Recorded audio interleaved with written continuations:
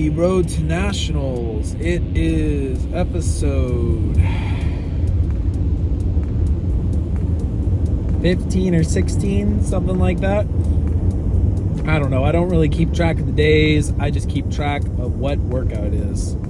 So today is bench day, but it is deload week, aka the boring week where I don't lift that heavy. I can't go too hard on hypertrophy, and basically my job is to rest up and let my body recover so I don't get sick 2 weeks from now. If I weren't to do this, I've literally been training long enough to where I can actually time how many weeks I can go heavy before I start getting sick if I'm not sleeping adequately. If I'm sleeping perfectly adequately, which is rarely because I got some sleep issues, I can normally push it to about 8 or 10 weeks. But mind you, that's with a bodybuilding, like going hard bodybuilding standards. In terms of powerlifting, where I'm tapering up, the only really way I can do that, or not tapering down, basically where I'm moving upwards in weight, the only way I could really do that without requiring a rest week or a deload week would probably be if I was doing conjugate method. And while I am crazy when it comes to training, I'm not crazy when it comes to training. I enjoy training a lot, but I'm not insane. And my coach doesn't use conjugate. That's really the only reason I'm not training conjugate, if I'm being honest. I'm a huge Westside fan. I absolutely enjoy the training model. It's just the way conjugate training works is it really only allows for 4-day-a-week training. And if I were to do it, I'd probably do it 6 days a week to accommodate for my arms.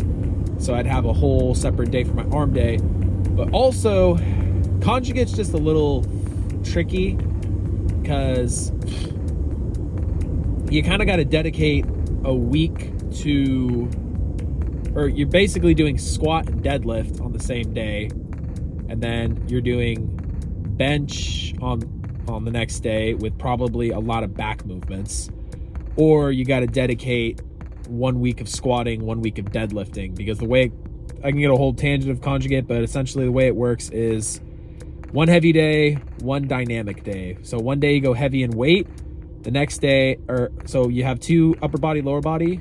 You have those 2 days a week. One of those days is heavy movement, as in almost maxing out, or maxing out reps or something like that with heavy weight.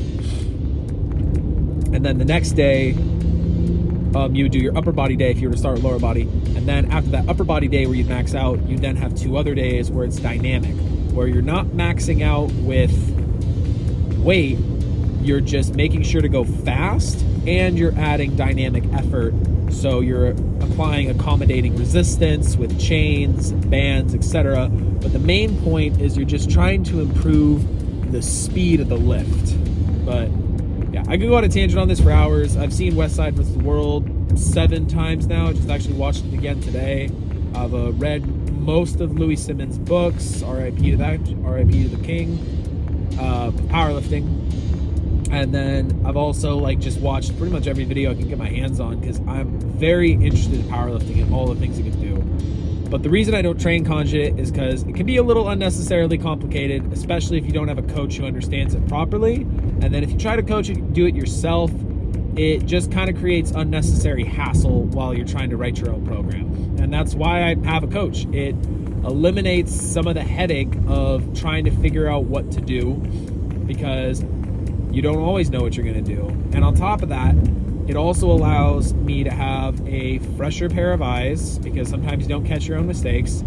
And and I'm the first to admit, I don't know everything. My coach has, I want to say, about 15 years of, he's older than me, but he's got about almost 17 more years of experience in weightlifting than I do. I have about 3 to 4 years myself from training and then researching. So I have about 4 years. So he's got almost want to say almost 18 years more experience than me. So if I know a guy who has that much more experience, I'm gonna use that. But anyways, today is bench day. It's my deload, so I'm not really gonna be going that heavy. I think my top set is, since it's singles, is probably gonna be somewhere near 185 to 205, somewhere in that range. Because today it's just to rest my body. But another great thing about the deload week that I've gotten into is it teaches you, or it demonstrates weak points in your lift that you've kind of been neglecting because of the fact that you're lifting heavy weight. Because if you're only lifting heavy weight all the time, your body gets used to lifting heavy weight. So there's these little things that happen that your body, that like you can sort of get away with, because your body's like, okay, this is heavy weight, we got to do this. Or like smaller muscles can take over for larger muscles because the larger muscles aren't firing properly. So with lighter weight, it allows you to, 1 minute. That was my homie. With lighter weight, it allows you to see those mistakes and then correct them because the weight's lighter, so you're able to fix them consciously. And that's honestly something that I've seen with deloads, and I saw that earlier this week on my squat day, which I think you're going to be seeing, because I noticed that the bar, when it was with heavier weight, was forcing me to go down, which is naturally make my hips shoot back. But because of that, I wasn't like consciously lifting with my hips. I was just relying on the weight to make me do that. So by using lighter weight, I was able to relearn the lift in a better way that will translate to me lifting the weight better with heavier weight. But anyways, so that's going to be that. I'm going to do bench. Then I think I have some sort of complicated dynamic movement. To be honest, I haven't checked the program yet. I'll be checking that probably after this. I'll be doing that, and I'll be doing accessory work, or accessory bench, so lighten the weight up, train more dynamic movement. And then I'm going to be probably doing dips as my primary accessory, because dips are probably one of the best exercises you can do. I implement them on my arm days as well. Then I'll most likely be doing JM press for my triceps, and then chest flies to finish off the workout. I am going to be warming up with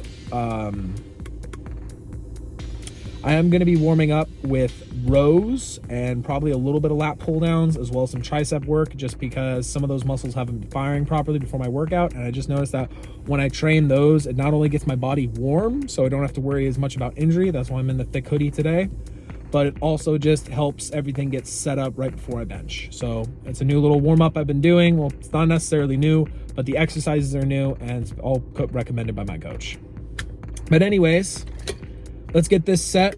I got the Alpha Lion burn in here, since I'm cutting weight, or not cutting weight, but I'm just trying to gradually drop weight for my meet. That way I don't go through the same thing I went through in the beginning, where like I was super taxed because I had to make such a drastic water cut. But anyways, let's get to it. I'm gonna down this pre, and I'm gonna see you inside. Wasn't able to film my warm-ups, and honestly didn't really need to. It was just some back work and tricep work while I was waiting for a bench to open up. But I've said this before, and I'll say it again. Hoist equipment. I don't know if you can see this. Hoist equipment is the worst equipment on the fucking planet. I will say that, without a doubt. It's some of the worst equipment I've ever used. The bench is literally like 8 inches shorter than a standard bench. And the bar is so freaking low, I basically have to bench it off the rack to get it off. So that's why I'm not the biggest fan of commercial gym and cube equipment, also because I'm spoiled because I go to a private gym. But I'm still going to use it. I think I literally am only going to do 2 warm-up sets, and then I'm already at my top set. I'm going to do that for 3, drop it down to 150, and just do 5-second pauses. And then that's pretty much it for bench. Then off to dips.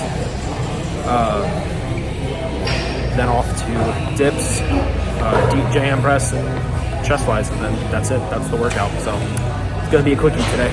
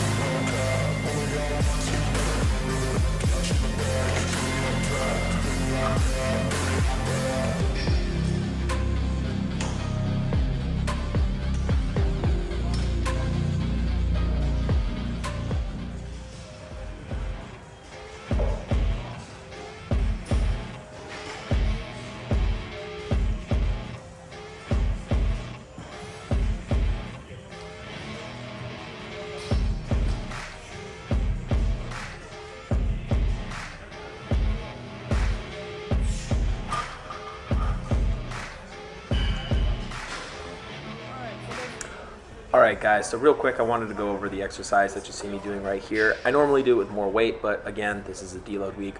What I'm performing is known as a partner-assisted iso bench, where you're performing an isometric hold and your partner is purposely pushing the bench down as you're pushing it up for approximately 5 seconds. This leads to you having absolute immobility while pressing against an immovable force, which leads to better muscular activation. I'm also talking to my friend Brandon here in between sets just because him and I have had 8-hour conversations, so I kind of had to remind myself to continuously move forward and just lift, and he actually did a great job of it, because when I normally ask people to do this, they give me funny looks and they're like, wait, so you want me to like try and kill you because I'm holding it against you? What if you can't get up? And I have to remind them that, hey, this is really lightweight, I'm going to be able to get this no problem, I just need you to prevent me from getting it up for about 3 to 5 seconds.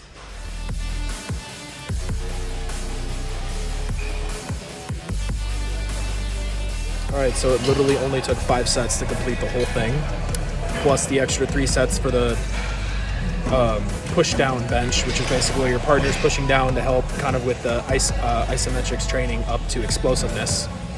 That's still, I think in total it only took 9 sets to do the entire bench set. Deload week, gotta love it. Now it's time for dips. This is supposed to be weighted, but I don't feel like dragging a dumbbell halfway across this gym, and it's only adding 10 pounds, so honestly, I'm gonna focus on the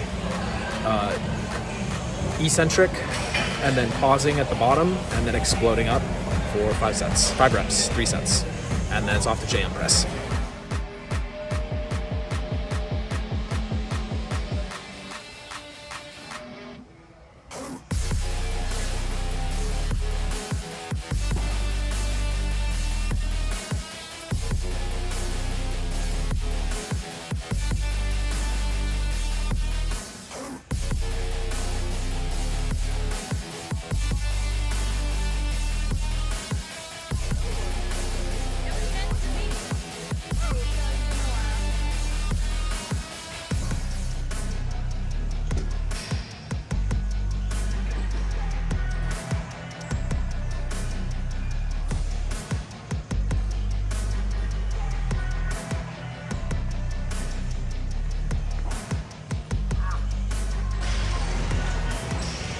Oh, I've had this issue since I was 14, but I have an issue with the tendons in my elbow. So if I put an unnecessary amount of stress, you just feel clicking, and it feels so gross.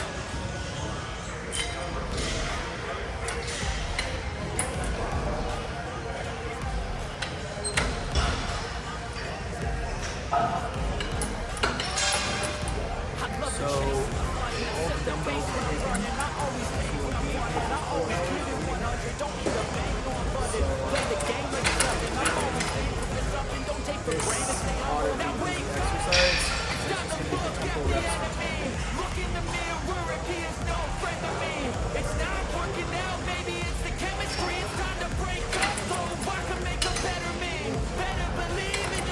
once I figure out how it works.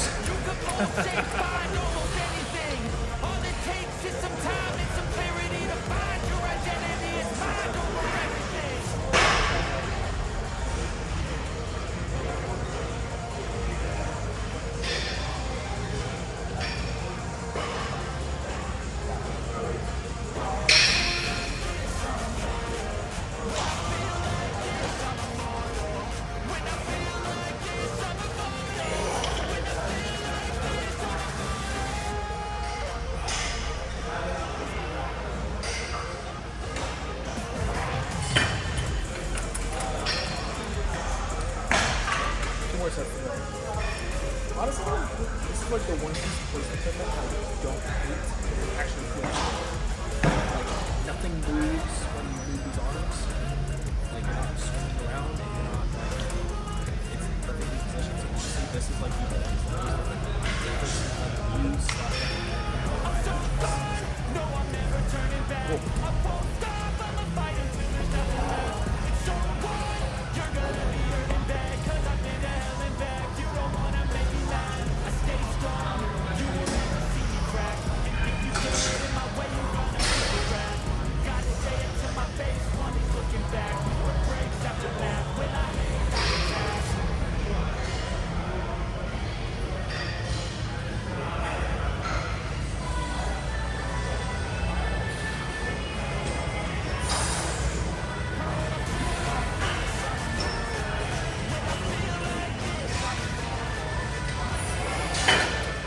Well, y'all, and that's the workout.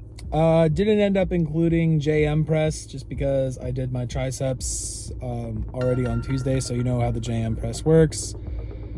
All in all, ended up being a great workout. Was, like I said, really, really easy. That's usually how deloads go.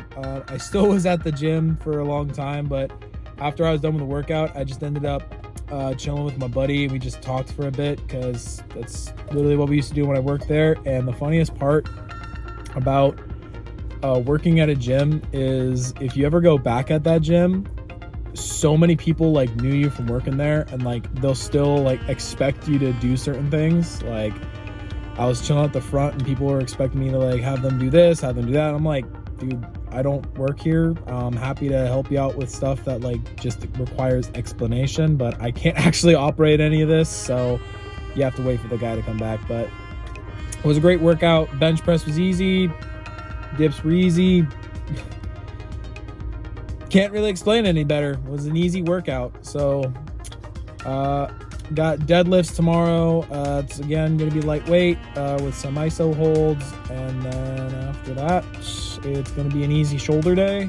Getting back into doing shoulder days again, or shoulder and arm days again, because past few weeks I've been having to skip them just because the fact that like with how my schedule was lining up and like the supreme lack of access to a gym at some points, I wasn't able to do it. I did my first workout again last week and I was trying to hit the 90s and just my shoulders were not having it. So I was like, okay, damn. So I gotta not start back from square one, but I gotta start off with like the 70s again and just work all the way back up to the 90s. And hopefully after this meet during the hypertrophy block, because I'm probably not going to be competing again until like August or December, something like that.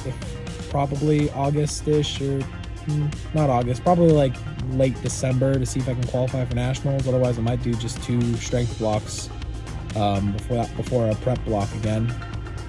But yeah, so probably going to be working up to the 100s on shoulder press. That's my goal for the next few months. And then goal for the year is by December, hit a 315 pound bench, because bruh, I'm so freaking close to hitting a 315 because I got a 6'2" wingspan.